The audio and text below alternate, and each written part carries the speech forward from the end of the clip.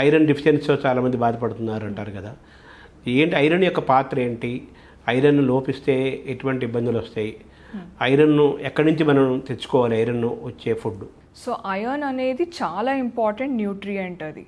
So మన Indian dietary ప్యాటర్న్స్లో ఏమవుతుందంటే చాలా ఫుడ్ ఐటమ్స్లో ఐరన్ క్వాంటిటీ సరిగ్గా లేకపోవడం వల్ల ఐరన్కి సంబంధించిన డెఫిషియన్సీస్ వస్తున్నాయి, చిన్నపిల్లల నుంచి పెద్దవాళ్ళ వరకు. స్పెషలీ ఫార్ ఉమెన్, అంటే అమ్మాయిలకు, గర్ల్స్కి, ఉమెన్ ఆఫ్ ఆల్ ఏజ్ గ్రూప్స్కి they are more prone to iron deficiency. ఎందుకంటే every month in the cycle they are losing lot of iron.